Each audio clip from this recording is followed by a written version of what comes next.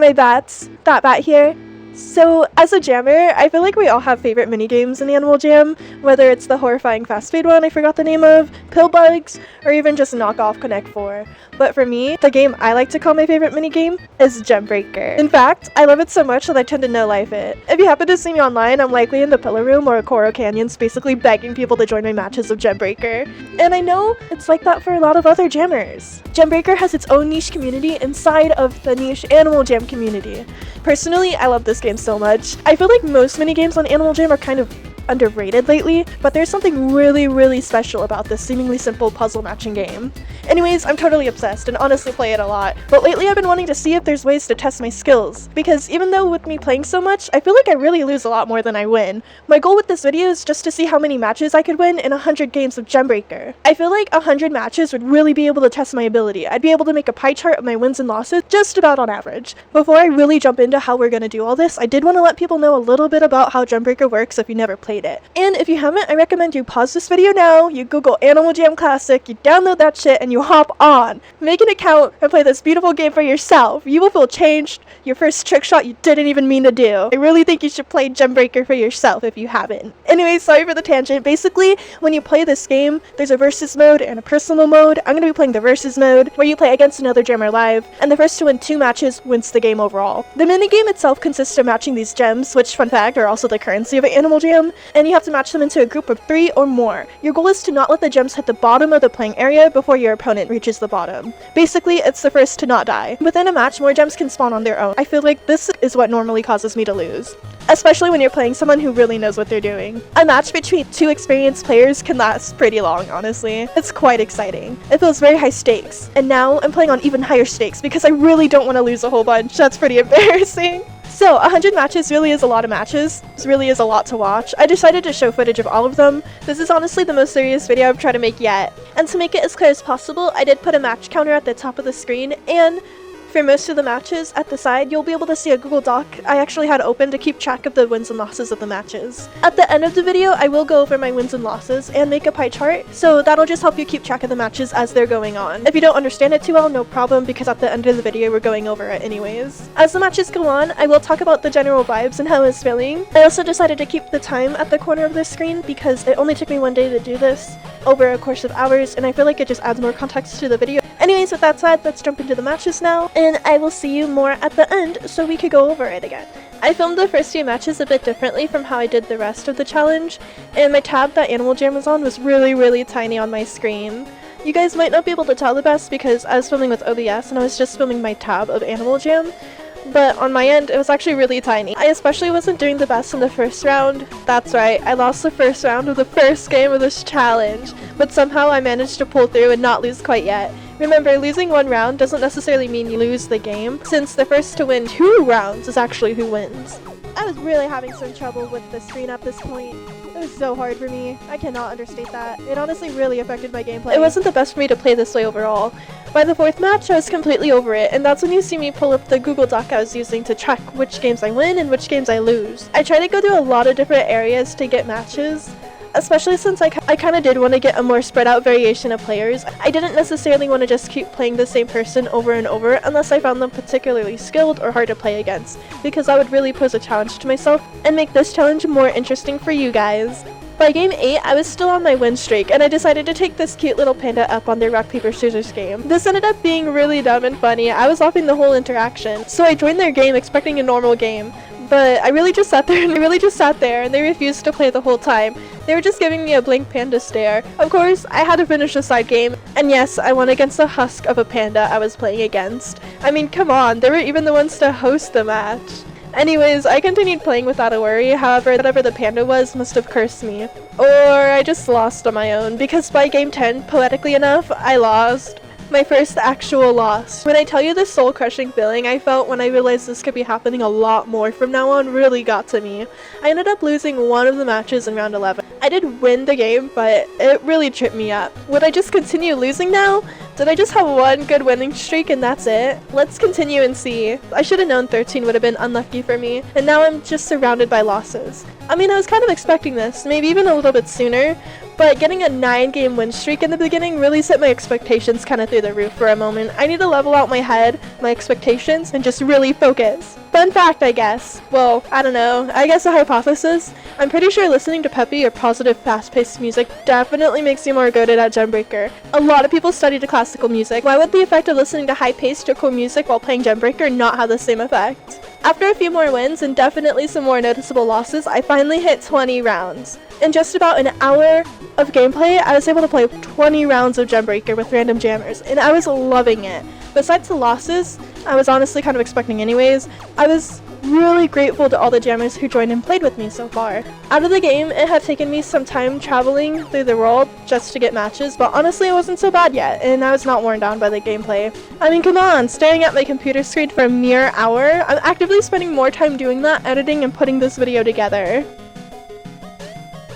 Since we're a quarter of the way through the matches, I thought I'd tell you a little old story from when I just started streaming Animal Jam on YouTube. It's a pretty wild one, so be ready to hear some crazy stuff. Also, be rest assured that everything in this story is long resolved, so there's no actual stakes. This is also completely unrelated to GemBreaker. It's just an interesting story I thought y'all would want to hear. Okay, so this was around 2020 or maybe even early 2021. I met this other small Animal Jam streamer and we became kinda quick friends. Let's call her Typical. We were both Animal Jam streamers, so we collabed on each other's channels at least once. By the way, at this point in 2026, a lot of the details are probably slightly off. It's honestly hard to recall precise details, so take this story with a grain of salt. This is approximately what happened, and this story is just for entertainment. Anyways, we were collabing on streams, being jovial and jolly, and just good buddies on Animal Jam, happily chatting together. Until one day. A friend of mine had gifted me a rim headdress by selling it in her shop for $1 diamond, which I actually still have a TikTok of. This was the catalyst to the story. One kindly gifted headdress from a friend Typical didn't even know. Typical had my socials, so when she saw that I got gifted a really rare item from a friend, she asked me to introduce them, which I did. I didn't think anything of it at the time though. I didn't know at the time, but she was low-key plotting. She started to act really strange towards me. I think I tried to ignore it at the time and just talk normally to her. Then she started to turn the conversation. She started really interrogating me, and Typical just started asking me a shit ton of questions about my items, my rares, how often I got gifted from my friends, and then the conversation shifted to my friends themselves. She started to move into talking more and more about my friends. Started to talk about my friends like they were rare objects for her to have herself, like an Animal Jam item. And honestly, that's where it got hella weird for me. I mean, I could understand her feeling jealous of me being gifted. I was even starting to feel bad myself. I was wondering if I should have gave her something pretty rare just to make her happy. I could tell she was getting some weird ideas in her head from that point. Things were just like really off and I was feeling really uncomfortable. I think after that point, eventually, she just decided we obviously could not be friends anymore. Pretty par for the course of 2020 drama, she blocked me and made a post about me afterwards. This part is honestly a bit more hazy. It did stress me out at the time. Things are good now, obviously, but things got really personal while she had blocked me. She posted a random photo of my face, and I had not put out my face to social media before that. I had shown her a photo of myself personally because we were friends. I'd shown her a photo of myself because we were friends. Like, at that time, we were just pals exchanging, like, face reveals. That was pretty normal, like, par for the course of 2020. Like, I'm telling you, this is a super 2020 story. Anyways, my face being posted was awful for me on just so many levels. Not only was it downright an awful photo, I don't even know why I sent it to her in the first place. It was a bad photo. Not only did she post that for all of Animal Jam Instagram to see, it had been up for a whole day before I was unblocked to be able to see it. She waited a whole day for me to see it. Like, she planned that out. Besides that, even, it was bad on a whole different level, because at the time, like I said, had really made it a point not to post my face online for my own safety. In 2020, I was just 14 years old, barely coming into my own, and I had just barely been feeling comfortable to test my identities through my Animal Jam social media. I know it might not matter to a lot of people, but this is very hard for me to do. I was just not open about this to anyone in real life. I didn't know if it was safe for me, so it was very deliberate for me not to have my face posted online. I didn't even know this form of doxing was possible. I was literally clueless and just in shock. I realistically knew that typical posting my face would likely never affect my real life. However, it was still doxing. It was still doxing private information I was just not ready to have the internet see. I was really sheltered at 14, and it was really the first time I had chosen to be present on social media, so this was just utterly horrifying for me at the time.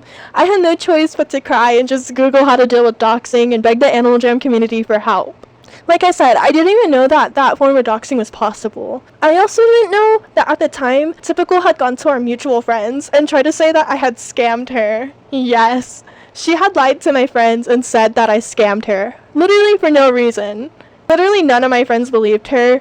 I call them my friends because we were only all mutual friends since I introduced her to my friend group. I don't know why she was expecting all of my pals to just believe her over me. So when no one believed her, she legitimately immediately proceeded to just not even try to convince them anymore. And she turned on them as well. She was like really mad, guys. I don't know. It was a lot. This part is kind of more weird as well. Throughout the whole time since she had posted my face, I kept trying to get in touch with her and tell her to take down the post. She was just not hearing it, and she was blocking me on and off, so I had to ask some of my friends to talk to her. And for no reason, unprompted, she completely gave my friend her login information to her Animal Jam account and said log on. So my friend did, and we realized that she had taken most of her items, especially all her rare items, not that it mattered, but it just what happened. Anyways, she'd taken most of her items off her Animal Jam account, so we kind of took that as her moving Animal Jam accounts and just like telling us in a weird way that it was just like done and she's moving on. But I also do kind of have this vague memory of her maybe saying that she gave away all her rares and she was quitting. It was either one of those two. She was either trying to move on or just like quit. Either way, that's still moving on. Anyways, that's not the main point. The main point is she fully gave us the account. It was really weird, and I didn't really know what to do with the account after that, so we just left it be. It was just really weird and maybe even set up-y. It was just strange vibes and really unprompted, so yeah, we just left that alone. I was so exhausted from this situation. I think a day or two after, so around 3 days of the photo being up, she took down the post. And that's just because I threatened to get the cops involved. Honestly, it was totally a bluff because I did not want to get my family involved in discovering that I was openly posting about being queer online. Like, that's literally why. However, just when you hear all of that weird shit, I actually have something nice to say. Months, or maybe even around a year after all that drama and doxing stuff, a random account starts following me on Instagram. It was a Keyboard Smash username, but somehow I instantly knew who it was. It was Typical. Wow, Typical, am I right? Get my pun. I'm not sure if her goal at first with following me with a burner account was to continue the trolling or just to insta-stalk me. However, once confronted, all seemed different. She honestly seemed really remorseful and just way more mature. I decided I just cannot continue the beef. She seemed genuinely sorry, so we both made up, and we became small friends for a time. But even that faded eventually. I can always think of this time as one of the most insane things that ever happened to me, especially on Animal Jam. But honestly, I could still be thankful that at least it ended okay in the end. I honestly have to say I hated the situation the whole time, but I held no personal ill feelings towards Typical. I could tell she was a bit younger than me, and just not at the same level of maturity. Both of us did things that we regret in the situation, and it was just pure desperation. But that's all drama is. It just taught me that people on Animal Jam sometimes are insane, and you really have to be careful how you handle yourself when others can't. I know that was a strange story, but hopefully it gave you insight how it was to be an Animal Jam streamer in 2020, early 2021. Anyways, let's check on how the matches of GemBreaker are going. It's game 86, and at this point, to mark how much a match affected me emotionally, I decided the more capitals and letters I put on the dock to mark a win or loss, the more it meant to me during the match. Good or bad. At this point, I just lost my last match, but overall, I've been feeling pretty good about my progress most of the way in. My earlier worry about losing a whole bunch pretty much had been closed because I wasn't losing the most, I didn't think. I wasn't keeping too much track of it. I was listening to awesome music. Machine Girl is so fire, by the way. I recommend them a lot. And I was totally in the zone. My eyes were hella blurry, but that could never stop me. I started this challenge around 2 p.m., and it was now 9 p.m. Around this time, I did log off to eat something. I don't remember what I ate, but that's because my goal was only to get filled up so I could play more GemBreaker. At this point, I was a true GemBreaker machine. I could really feel it. That's what inspired me to make a GemBreaker outfit. This is a large, gassy gem. I chose that name because it meant a lot to me. I decided to play as this animal for the rest of the games of GemBreaker because it made me more powerful. As the challenge was winding down and more matches played out, I did start feeling slightly worried. Things were reaching their end. I found myself slowly feeling more and more anxious again. Great. Near the end, I was starting to feel the same pressure I felt when I first lost. I wasn't keeping much track of my wins during the challenge, besides just jotting them down really fast on my Google Doc and trying to hurry to the next game of GemBreaker, so I honestly didn't know what my actual wins and loss totals were. I found myself wondering how much I was actually losing by now. Would I start letting the pressure get to me again? I picked a new song and continued the best I could. I discovered while doing this challenge that if I make myself physically play the game fast, normally I could speed out my own anxiety by forcing myself to focus on a task and just do it very fast-paced. It makes me wonder if it could help with real-life anxiety in some cases. And finally, we reached the 100 GemBreaker match. At this point, you watched 99 other GemBreaker matches, so I wanted to slow this one down and just let you guys watch and enjoy and see who wins. It's the last match.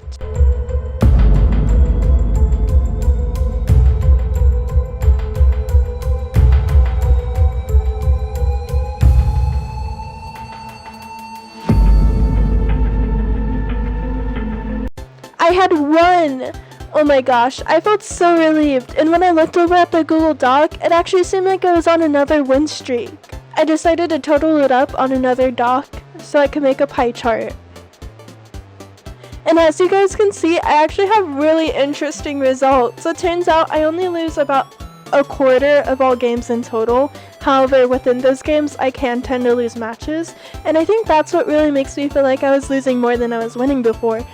Because as it turns out, on average, I win 3/4 of any game I play of GemBreaker. That makes me feel so strange. I didn't know that my win percentage would honestly be this high. It honestly is very surprising for me. So, that goes to show, you don't even know your skills until you test them out. Because I honestly thought I was losing a lot more. Anyways, jammers, thank you guys so much for watching. It took me 2 months to make this video. I didn't really know how to format it. Like I said, I tried my best. I hope you guys found this story time interesting and how I edited everything. And just thank you so much for watching, and I hope if you see me, you challenge me to a game of GemBreaker. And I hope you win. That's all my bats. Thank you so much for watching. That's it for now, and I'll see you again later.